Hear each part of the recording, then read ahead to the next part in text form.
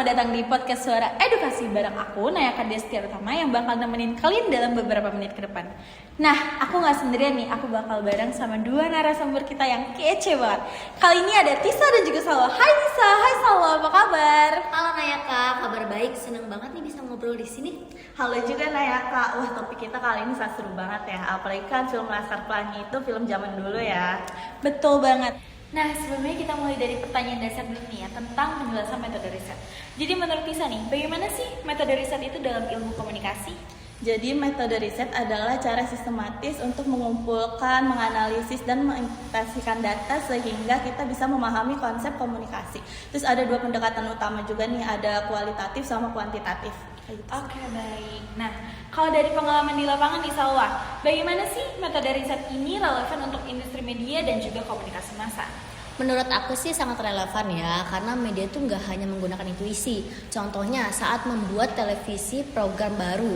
Nah, mereka tidak hanya menggunakan intuisi, tetapi menggunakan uji riset, analisis tren, dan minat audiens. Nah, tanpa minatnya audiens ini mungkin akan berlangsung ya program tersebut, tapi mungkin tidak akan menarik banyak audiens. Oke, baik. Aku mau tanya nih ke kalian berdua. Sebelumnya kalian pernah gak sih nonton film Laskar Pelangi? Apalagi nih film tuh udah lama banget loh. Film ini juga mengajarkan kita tentang kebersamaan, persahabatan, dan solidaritas. Karena anak-anak di Laskar Pelangi itu juga saling mendukung satu sama lain. Selain itu mereka juga menilaikan nilai kejujuran, kerja keras, dan optimisme. Nah, mereka juga punya semangat yang tinggi ya, tetapi tidak menghilangkan rasa syukur dan kebersamaannya. Dan menurut aku itu sangat relevan ya untuk siswa zaman sekarang yang kadang mereka itu cepat merasa tidak percaya diri, gitu ya? merasa putus asa saat kayak kesulitan tuh datang, dan mereka tuh cepet putus asa gitu loh. Jadi menurut aku kayak gitu sih Naya Kak. Oke, keren banget. Nah, menarik banget nih. Kalau kita lihat dari kacamata komunikasi massa, film itu seperti media penyampaian pesan moral yang sangat efektif. Menurut Salwa nih, perspektif kamu bagaimana sih film ini bisa menyampaikan pesan moralnya yang begitu kuat? Menurut aku ya, karena film ini tuh menggunakan emosional yang kuat ya. Jadi penontonnya itu ikut merasakan seperti kayak terharu, kagum, dan ikut merasakan perjuangan dari tokoh-tokohnya ini.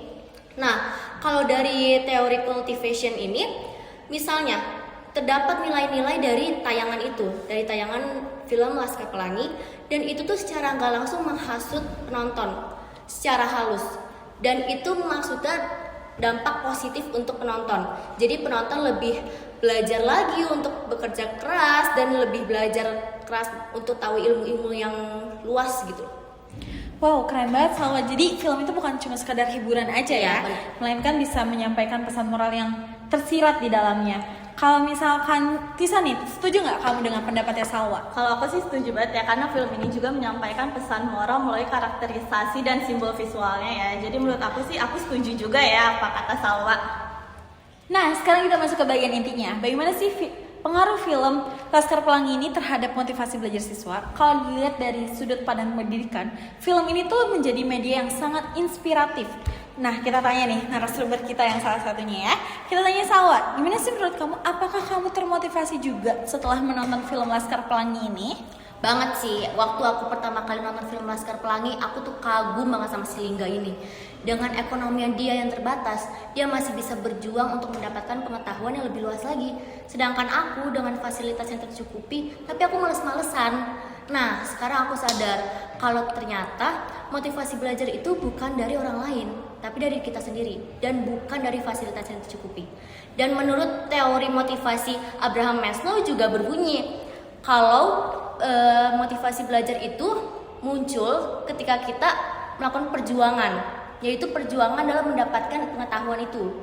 Nah, film ini tuh bermakna seperti itu. Jadi aku suka banget sih. Oke, kamu orang lain tuh kalau nonton film ini bakal termotivasi juga nggak sih sama seperti kamu? Pasti sih, soalnya film ini kan booming banget ya dari dulu ya. Nah, aku yang sebagai Gen Z ini ya, aku jujur termotivasi.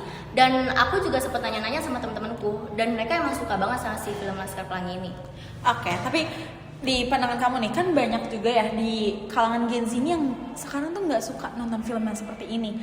Kalau seperti itu, gimana sih mereka tuh bakal termotivasi belajar selain menonton film Laskar Pelangi? Nah, menurut aku ya, kita nih, misalkan dia nggak suka nih nonton film, dan Laskar Pelangi ini biasanya suka dimunculin di film-film di TV. Nah, kita tuh sebagai teman-temannya yang menonton itu, kita bisa cerita, kita bisa sharing. Ini film Laskar Pelangi bagus loh, ceritanya tentang ini loh, ada motivasi belajarnya loh. Jadi Gen Z sekarang tuh jadi tahu dan lebih paham. Oke, jadi bisa jadi mereka lebih penasaran kalau misalnya kalian yang sharing Iya, gitu. benar. Oke. Kalau menurut Tisa nih, gimana sih pendapat kamu? Apakah kamu juga termotivasi sama seperti Salwa? Kalau aku sih lebih menyoroti bagaimana cara film itu bisa menjadi refleksi sosial ya, karena kan anak-anak zaman sekarang tuh gak mungkin lagi kehilangan tokoh-tokoh seperti di dalam film itu, tapi justru mereka itu menjadi pembelajaran buat mereka. Harusnya film ini bisa memotivasi mereka untuk belajar, tidak kehilangan tidak kehilangan semangat untuk mencari pengetahuan lagi. itu harusnya bisa belajar untuk mencari kehidupan di kesempatan lain, kayak gitu sih.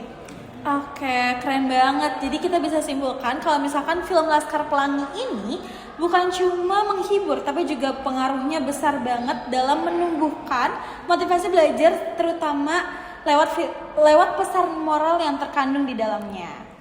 Oke, terima kasih loh jawabannya. Oke, sebelum aku tutup, aku meminta kesimpulan dulu nih dari dua narasumber kita yang kece banget hari ini. Gimana sih menurut kalian tentang kesimpulan kalian tentang film Laskar Pelangi ini? Menurut aku ya, film ini tuh jadi pengingat bahwa kesuksesan itu bisa datang dari mimpi, usaha, dan ketulusan, kayak gitu. Menurut Salwa? Menurutku dari film Laskar Pelangi ini memberikan pesan bahwa pendidikan itu adalah hak semua anak, dan semangat belajar akan mengalahkan segala keterbatasan. Jadi film ini memberikan pesan moral bahwa kita harus tetap belajar dan memperjuangkan hak kita walaupun ada masalah ataupun keterbatasan yang menghalangi kita. Luar biasa banget nih jawabannya Salwa. Dan buat teman-teman semua, semoga obrolan kita hari ini bisa jadi inspiratif dan juga edukasi buat teman-teman semua, biar teman-teman semua tuh bisa semangat belajar dan termotivasi setelah mendengarkan dari dua narasumber ini. Terima kasih untuk Tisa dan juga Salwa atas waktunya dan juga cerita-ceritanya. Semoga teman-teman semua juga bisa langsung termotivasi belajar terus ya. Dan juga sampai jumpa di episode berikutnya. So, terima kasih semuanya.